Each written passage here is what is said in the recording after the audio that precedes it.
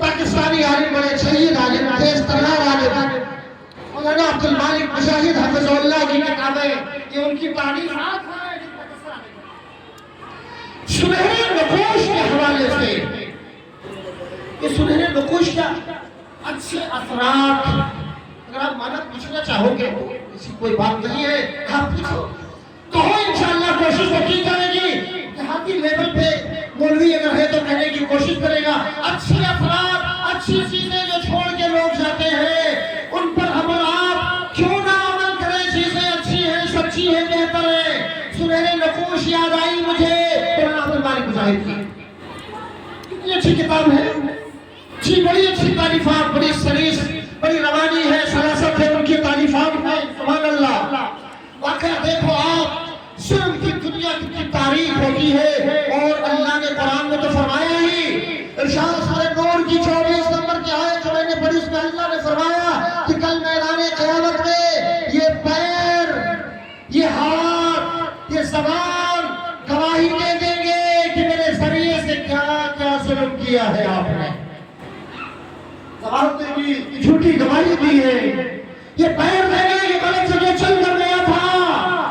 یہ ہاتھ گواہی دیں گے کہ ظلمن چرن کسی کو ستایا تھا مارا تھا ساس جی آپ بھی سن لینا بہو جی آپ بھی سن لینا سامعین جوانوں بزرگوں آپ بھی غور کرنے کی کوشش کرنا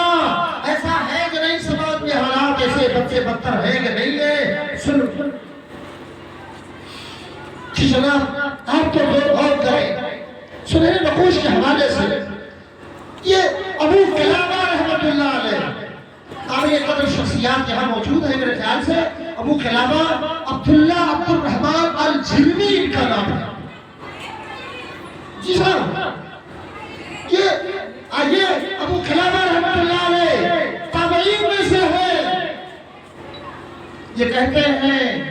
جیسا کچھ کھاتی رہے ہیں کھائیے پیجیے شوق سے لیکن دیکھیے گا دھوکہ دے کے آپ اگل بغل دائیں بائیں نہ ہونے لگیے گا تاکہ میں کچھ کہہ جاؤں حضرت ابو قلابہ رحمت اللہ علیہ کہتے ہیں کہ میں ملک شام گیا اپنے چند دوستوں کے ساتھ کہاں گیا میں ابو قلابہ رحمت اللہ کہتے ہیں کہ میں ملک شام گیا اپنے دوستوں کے ساتھ ملک شام گیا اب جا ہی رہا تھا کہ میں نے دیکھا کہ راستے پہ ایک شخص پڑا ہے اور اس کے ہاتھ دونوں کٹے ہیں پیر دونوں کٹے ہیں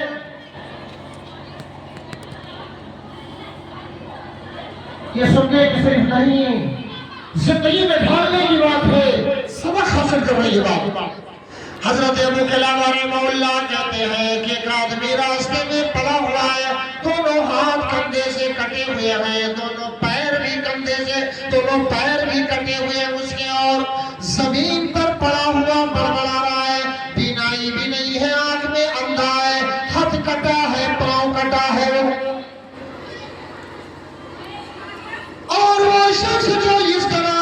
پریشان حال تھا مصیبت زدہ تھا وہ چیخ چیخ کے چلا چلا کے کہہ رہا تھا یا ویلہ النار یا ویلہ النار ہائے میری بربادی آگ ہائے میری تباہی آگ ابو قلابہ رحمہ اللہ کہتے ہیں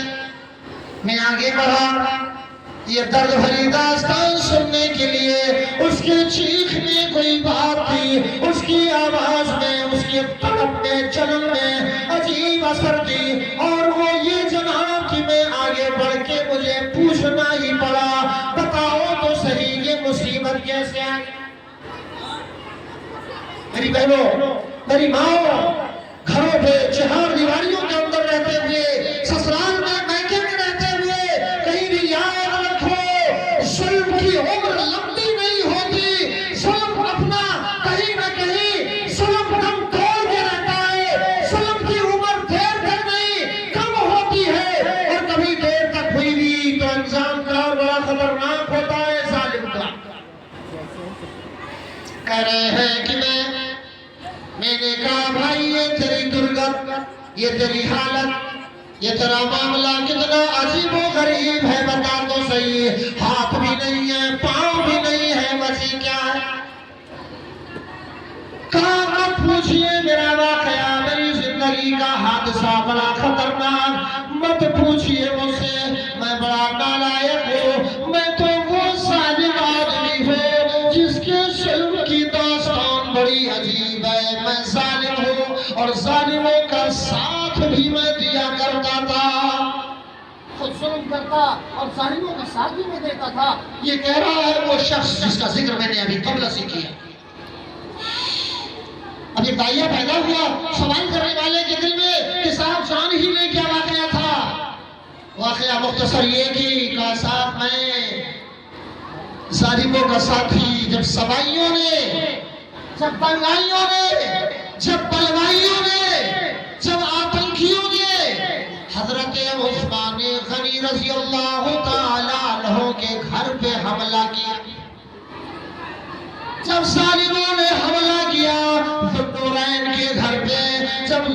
ظالموں نے جب حملہ کیا داماد رسول پہ، جب حملہ کیا عثمان غنی پہ، تو میں ان حملہ آوروں میں شامل تھا، میں ان حملہ آوروں میں بھی شامل تھا۔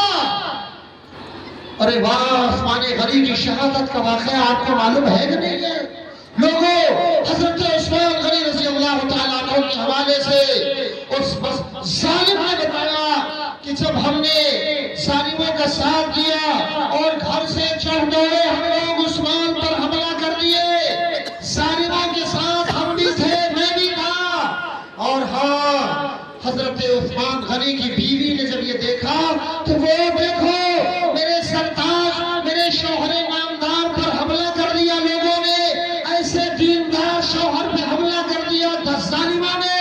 تو وہ چیخ پڑی اور دہائی دینے لگی، لوگوں میرے شوہر کو کیوں مار رہے ہو، اور لوگوں میرے سرتاج کو کیوں ستا رہے ہو، اور لوگوں میرے ہسبینڈ پر ظلم پہ ظلم کیوں ڈھائے چلے جا رہے ہو، خطا تو بتاؤ، چوک تو بتاؤ، غلطی تو بتاؤ، نہیں نہیں کوئی غلطی نہیں، کون سی غلطی ہے؟ دشمنوں کا کیا بگڑتی ہے جس وقت ظالم کی نیت نہیں کام آتی، دلیل اور حجت بتاؤ تو صحیح کیا ماجرا ہے۔ یہ بندہ کہہ رہا ہے کہ جب عثمان کی بیوی نے دہائی دی لوگوں میرے شوہر کو چھوڑ دو، ظلم نہ ڈھاؤ، تو کہتا ہے مجھے بڑا تیز غصہ آیا کہ یہ عورت نکل کے کہاں بیچ میں ڈسٹرب کر رہی ہے، میں نے آنکھ پاؤں دیکھے بغیر عثمان غنی کی بیوی کو ایک تھپڑ رسید کر دیا، اور مزید ظلم یہ کیا شوہر کو تو مارا پیٹائی، بیوی کو بھی میں نے تھپڑ رسید کر دیا۔ ابھی میں نے بیوی کو تھپڑ رسید کیا ہی تھا کہ حضرت عثمان غنی کی بیوی نے فوراً ہاتھ اٹھا دیے اللہ کی جناب میں اور یوں بدعا کرنے لگی، قطع اللہ یدیک ورجلیک وعمى عینیک وادخلک النار۔ اے اللہ، یہ جس ظالم نے مجھے ہاتھ سے مارا ہے، اللہ اللہ، حضرت عثمان کی بیوی نے کہا قطع اللہ یدیک، اللہ تیرے دونوں ہاتھ کو کاٹ دے، ورجلیک، اللہ تیرے دونوں پیر کو کاٹ دے، وعمى عینیک، اللہ تیرے دونوں آنکھوں کی بینائی چھین لے، وادخلک النار، اور اللہ تجھ ظالم کو جہنم میں داخل کر دے۔ وَمَا لِلظَّالِمِينَ مِنْ أَنصَارٍ، اللہ ظالموں کا مددگار نہیں ہوتا، یہاں بھی ظالم رسوا ہو جاتا ہے، وہاں بھی ہوگا۔ آؤ وہ بندہ کہنے لگا، ہائے بددعا کا اثر یہ ہوا، میرے ظلم کا ریاکشن اتنا خطرناک ہوا کہ میں نے وہ بددعا میرے لیے ایسی لگی کہ میرے ہاتھ دونوں کٹ گئے، میرے دونوں پیر کٹ گئے، میری دونوں آنکھیں اندھی ہو گئی، اور اب وہ جو آخری بددعا تھی، آگ میں داخل ہونا، جہنم میں داخل ہونا، بس وہی صرف باقی ہے۔ یہ دیکھو میرے عزیزو، ذرا غور کرو ظلم کا انجام کتنا خطرناک ہوتا ہے. راستہ چلتے آپ سے بھی تو کہیں ٹھیلے والے سے تکرار ہو رہی ہے, کہیں مونگ پھلی والے سے ہو رہی ہے, کہیں انگور کے پھلسے میں ہاتھ مار دیا ہے آپ نے اس لیے کہ علاقے کے آپ نام والے ہیں, نامور آدمی ہیں. کہیں تو آپ کی دادا گیری چل رہی ہے, آپ تو اپنی اوقات بتانے کے لیے, اپنے دادا گیری جمانے کے لیے زیادتیاں کرتے رہتے ہو. ایسا ہے آج سماج میں اکثر کی نہیں ہے لوگوں, ہم پہ اور آپ پہ نظریں کس کی نہیں ہے.